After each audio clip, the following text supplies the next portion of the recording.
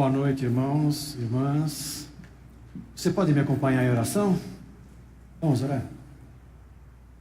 Deus, nosso eterno Pai, abrimos agora as Escrituras com a expectativa de encontrar a Tua Palavra, e exclusivamente a Tua Palavra. Livra-nos, Senhor, da voz de homens, mas transforma tudo aquilo que for dito aqui, para a honra e glória do Teu nome. Ministra, Senhor, diretamente aos nossos corações, apesar desse instrumento que Te serve aqui. Que em tudo e por tudo, Senhor, o Teu nome seja honrado e glorificado. Em nome de Jesus oramos. Amém. Meus queridos irmãos, é um prazer, mais uma vez, compartilhar a palavra com vocês.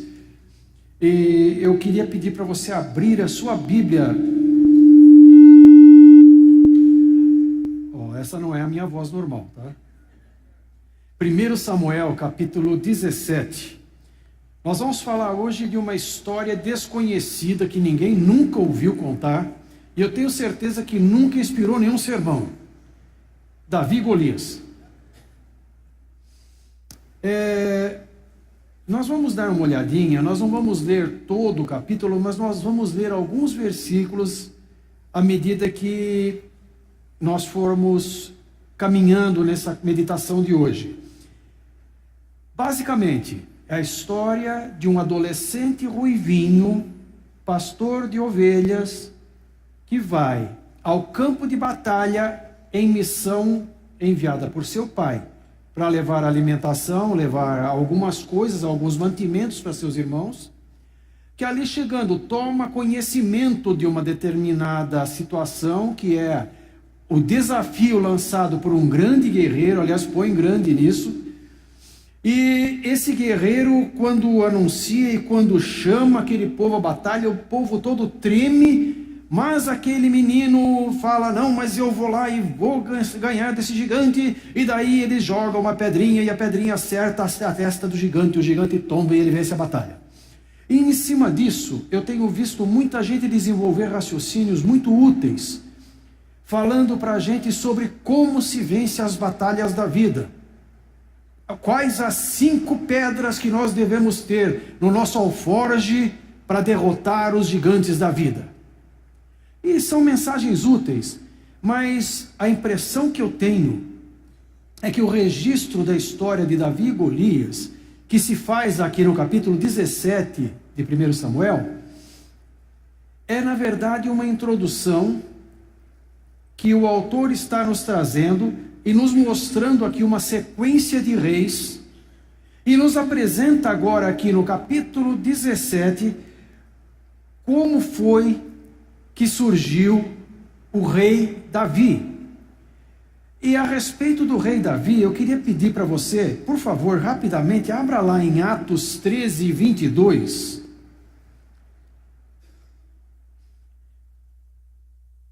Neste texto de Atos 13, 22, há uma menção, e esta menção, que é uma narrativa num sermão da história de Israel, quando chega no verso 22, diz o seguinte: depois de rejeitar Saul, levantou-lhes, quem lhes levantou? Deus. Deus lhes levantou Davi como rei, sobre quem testemunhou. Quem testemunhou sobre Davi? Deus.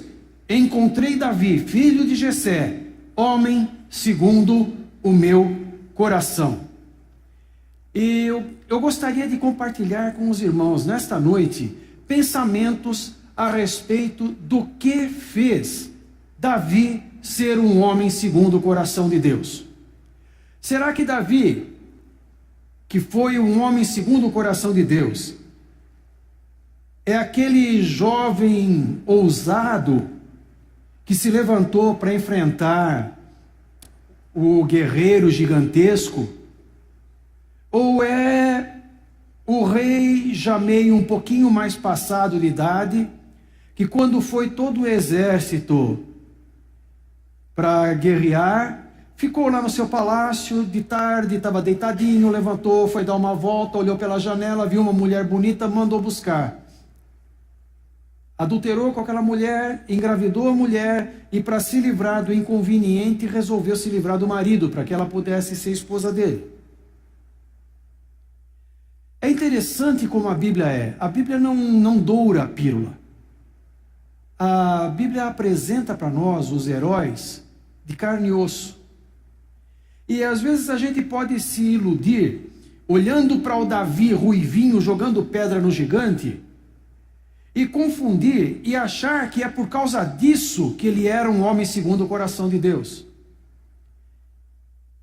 No entanto, o homem segundo o coração de Deus que eu encontro algumas páginas adiante nas Escrituras, lá no capítulo 11 de 2 Samuel, é aquele que é confrontado pelo profeta Natã, que põe o dedo na cara do rei e diz: você é esse homem, você. E Davi se prostra diante do Senhor ali. O rei se prostra e diz: eu pequei contra o Senhor. Eu queria andar com vocês um pouquinho, e eu queria compartilhar para vocês alguma coisa que eu tenho no coração, que eu creio que vem do Senhor. Quando nós olhamos para essa história de Davi, lá no capítulo 17 de 1 Samuel, nós vamos encontrar um exército composto de israelitas, gente temente a Deus. Ali estava, desde o maior até o menor, gente que conhecia a Deus, e gente que, como todo bom israelita daqueles tempos, participava do culto ao Senhor, participava dos ajuntamentos solenes, participava dos sacrifícios, participava das festas do calendário judaico. Eram homens religiosos, os judeus eram religiosos. Contudo, eles estavam vivendo de uma determinada forma que fez com que o aparecimento de uma ameaça concreta os fizesse tremer nas bases e se esconderem. É preciso vir um molequinho, mal saído das fraldas, para dizer: quem é esse incircunciso? Isso aí para judeu era uma ofensa danada. Incircunciso era alguém que desconhecia o Senhor, era alguém que não amava o Senhor, era um inimigo de Deus. E Davi zangado, dizendo: como assim? O rei está oferecendo um presente para quem derrotar? Derrotar esse gigante é obrigação de qualquer um de nós. Ele está afrontando os exércitos do Deus vivo. Qual era a diferença entre Davi e a torcida do Flamengo aqui? Todo mundo, né? Todo o resto que sobrou. Qual era a diferença? Eu diria que era uma questão de foco. Uma questão de foco. Pense um pouquinho. Nós vivemos num mundo de coisas. Tudo para nós é coisa, não é? Palpável. Como é que nós percebemos o mundo? Nós ouvimos, nós vemos, nós cheiramos, nós podemos sentir o gosto, nós palpamos. Os 5 sentidos são a maneira pela qual nós lemos, nós interpretamos os fatos. E qual era o fato interpretável ali? Um gigante de quase 3 metros de altura, coletinho dele discreto, assim, era apenas de 60 quilos, devia ser zagueiro da 3ª divisão, porque estava de caneleira de bronze. Cara, altamente palpável, altamente palpável. E o que Davi fez? A questão é que Davi não viu o que era palpável, ele viu além.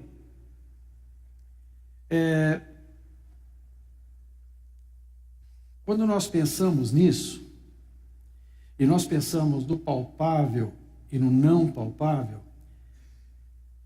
nós poderíamos pensar da nossa vida, das nossas experiências, da nossa caminhada.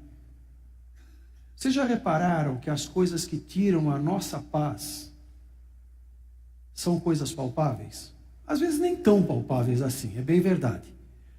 Tem um exercício que diz que é o pior exercício do mundo, o exercício mais inútil, é o C.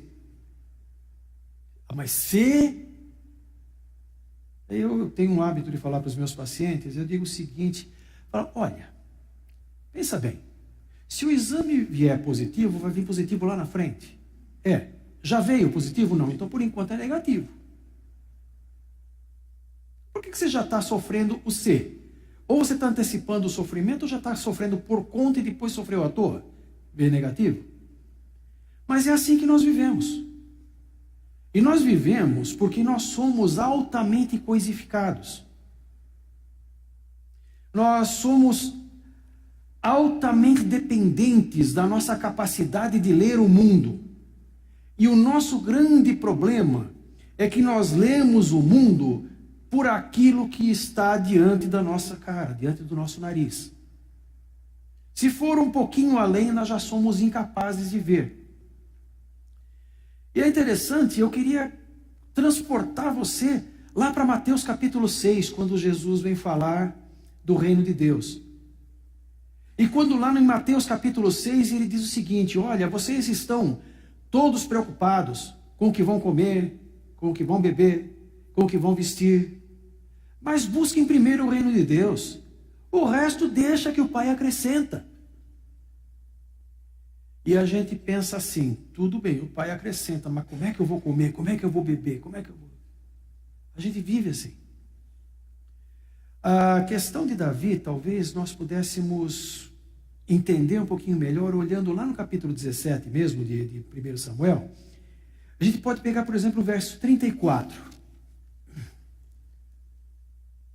Aqui no verso 34, Davi está conversando com o rei. E o rei fala para ele, mas Davi, não dá, olha o tamanho do cara e olha o seu. Olha a capacidade bélica dele, ele está tudo equipado. Você está aí com o seu alforje de pastor. Você não vai conseguir. E a resposta de Davi é a seguinte, teu servo tomava conta das ovelhas de seu pai. Quando aparece um leão ou um urso e leva uma ovelha do rebanho, eu vou atrás dele, dou-lhe golpes e livro a ovelha da sua boca. Quando ele se vira contra mim, eu pego pela juba e dou golpes até matá-lo. Uau! É por isso. Ele falou, de certo, eu vou lá e vou juntar esse gigante pela juba. Mas ele continua o raciocínio dele. E ele diz o seguinte no verso 37. O Senhor, que me livrou das garras do leão e das garras do urso, me livrará das mãos desse filisteu. Do que se trata aqui? Onde estava o coração desse rapaz? Esses soldados israelitas viviam uma vida religiosa. Mas o que era a vida religiosa deles? Era um cumprir de regras, mas uma vida secular, completamente centrada na autodependência, que eles davam uma pinceladinha de religião de vez em quando e estava tudo bem. Qual era a situação de Davi? Davi, mesmo tão jovem, era um jovem experimentado em depender de Deus. O Davi que enfrentou Golias não foi um Davi inexperiente. O Davi que enfrentou Golias foi um jovem que já tinha experimentado na sua vida livramento do Senhor. Ele conhecia o Deus em quem ele cria. E a julgar pela reação de ira dele, porque o seu Deus tinha sido afrontado, o coração de Davi era tão transbordante de amor pelo Senhor, que ele não estava preocupado em se o gigante ia conseguir acertá-lo, ele estava preocupado em que alguém precisava fazer alguma coisa, porque alguém precisava se posicionar em relação à honra do seu Deus que estava sendo ofendida. É interessante, porque talvez alguém olhando de fora diria o seguinte, olhava para Davi, olhava para Golias e dizia o seguinte, gente, mas isso é uma luta desigual, coitado dele, não tem chance. E o Davi ia responder, verdade, mas paciência, azar do gigante, né? Porque quem não tinha chance era o gigante. Vocês percebem? Hoje nós sabemos. Mas a fé de Davi, a dependência dele do Senhor e o sentido de estar a serviço do Senhor, movia para frente. E aqui eu acho que é um jeito da gente olhar para cá, porque para mim está nos sendo oferecido escolher entre dois jeitos de viver. Este que nós já vivemos, eu não sei quanto a você, mas falando de mim mesmo, porque diz que quando a gente aponta o dedo para os outros, tem três para a gente, né? Falando de mim mesmo, como é que é? É uma vida autodependente, depende de mim mesmo. Não, eu vou conseguir porque eu sou um cara esforçado. Não, eu vou conseguir porque eu sou um lutador. Não, eu vou conseguir porque eu tenho competência. Focado na minha própria glória, focado no meu próprio proveito, focado nos meus próprios, minhas coisinhas circunstanciais. Mas o que é colocado diante de nós hoje é a oferta de viver de um jeito diferente. Que jeito é esse? Deus tem um propósito eterno. Deus tem uma obra eterna.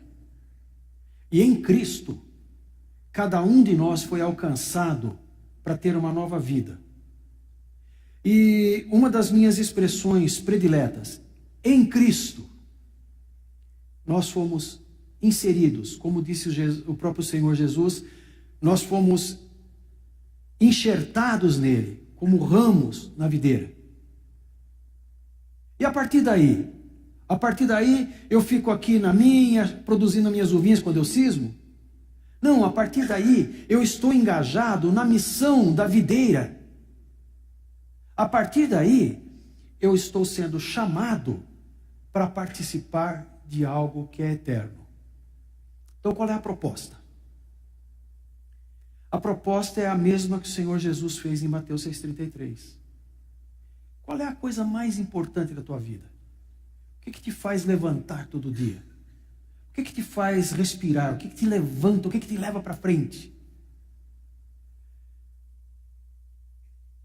Para o Senhor Jesus, o que fazia ele levantar todos os dias e enfrentar aquele povo chato que vivia montando armadilhas para querer pegá-lo em alguma coisa, era cumprir a vontade do Pai.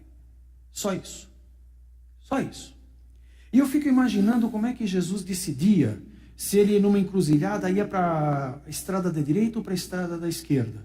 Será que ele, cada encruzilhada, ele se ajoelhava e falava, ó Pai, e agora, direita ou esquerda? Ou ele estava tão dependente do Pai, que aquilo que vinha ao coração dele, ele sabia que era a vontade do Pai. Nós às vezes vivemos tão necessitados de descobrir a vontade de Deus na nossa vida. Nós vivemos perguntando para Deus sobre coisas, eu ponho a camisa azul ou eu ponho a camisa vermelha? Eu ponho a...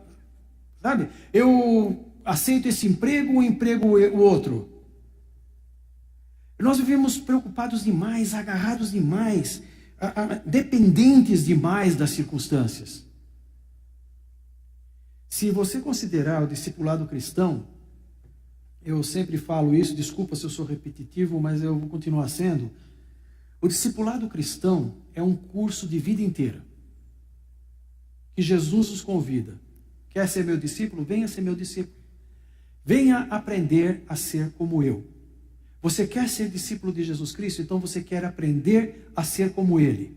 E se você aprender a ser como Ele, você vai aprender a viver bem independentemente das circunstâncias.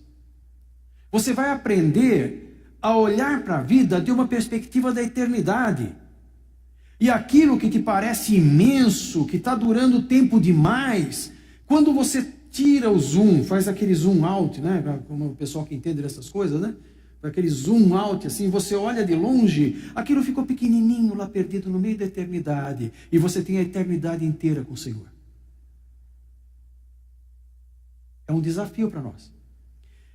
Dos discípulos de Jesus, eu considero um irmão nosso, um sujeito bem graduado, que era o irmão Paulo de Tarso.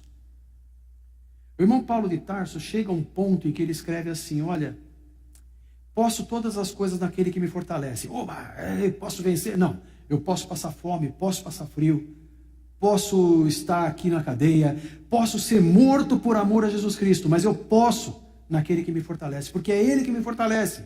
E eu aprendi a estar contente em qualquer circunstância. Ah, se nós aprendêssemos um pouquinho de contentamento, meus irmãos. Eu aprendi, isso se aprende. E se aprende como? Com Jesus, no discipulado cristão. A estar contente, satisfeito em todas as circunstâncias. Aí então você pode fazer como Paulo: posso todas as coisas, posso passar frio, posso passar fome. Não tem problema, eu passo. Desde que eu esteja cumprindo o propósito de Deus na minha vida. É bem verdade que o irmão Paulo era aluno ainda, porque ele depois, mais adiante, ele está falando: miserável homem que eu sou. O bem que eu quero fazer eu não faço, o mal eu não faço. Esses somos nós. Esses somos nós na nossa vida, na nossa luta, na nossa experiência. Mas há que ter um objetivo na vida. Se você perguntar para mim: você está assim, Miguel? Você chegou aí? Claro que não, né? Quem me conhece mais de perto sabe que eu estou bem longe disso. Mas eu sei que é aqui que eu quero ir. É aqui que eu quero ir. Eu quero viver desse jeito diferente. Eu quero viver como vivia já rapaz Davi, mas que era capaz de ver numa circunstância de ameaça direta ao seu corpo, à sua vida, à sua existência, era capaz de ver o reino de Deus e ver a defesa do reino de Deus e ver a missão que ele tinha ali diante dele e não temer e vencer. Ele não venceu porque era bom de funda, mas seguramente ele devia ter muito treino com a funda. Ele não venceu porque ele tinha já matado o leão e matou o Golias como se fosse o leão. Simplesmente, ele venceu porque ele se colocou nas mãos de Deus para fazer a obra de Deus. Porque o seu coração estava com a prioridade direcionada para a glória de Deus. Nós estamos no meio da semana. Temos mais alguns dias aí para terminar a semana, mais um pouquinho para terminar o ano, e a gente fica com a sensação que terminou o ano, acabaram esses problemas, né? Vira tudo a mesma coisa, né, pessoal? Não sei para vocês, mas a vida continua mesmo, a roda para ser empurrada está lá. Como é que nós vamos lidar com a vida saindo daqui agora? Como é que nós vamos lidar com a vida amanhã de manhã, no nosso trabalho? Como é que nós vamos lidar com a nossa vida daqui a pouco, quando tocar o telefone e for uma pessoa chata? Nós podemos lidar de uma maneira circunstancial, de uma maneira dependente de nós mesmos, de uma maneira voltada para finalidades que se esgotam dentro desse escopo de poucos anos da nossa vida, ou nós podemos viver de uma maneira diferente. E a minha oração por mim mesmo e por cada um de vocês é que nós escolhamos viver para a glória de Deus. Aí vai fazer sentido a nossa vida. E aí vai fazer sentido a gente se meter em encrencas e entrar nas encrencas e saber que nós vamos vencer, mesmo que de lá a gente saia muito machucado. Mas nós vamos vencer, porque o objetivo é eterno. Vamos orar?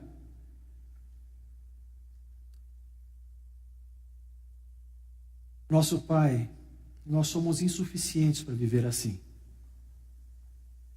Nós somos insuficientes para andar do jeito que o Senhor nos chamou para andar. Nós precisamos do poder do Teu Espírito, Senhor.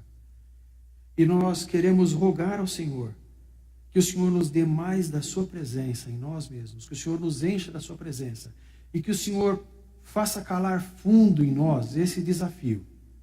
Que cada um de nós, ó Deus, responda afirmativamente ao teu convite e que nós possamos crescer no discipulado de Jesus para aprender a ser como o Senhor, a valorizar a tua vontade, a tua glória, valorizar o reino eterno do Senhor e viver neste mundo, Senhor, de uma maneira consciente de que estamos aqui de passagem, mas que o Senhor é eterno e o Senhor nos fez eternos, participantes da sua eternidade. Te louvamos por isso e te damos graças, Senhor, em nome de Jesus.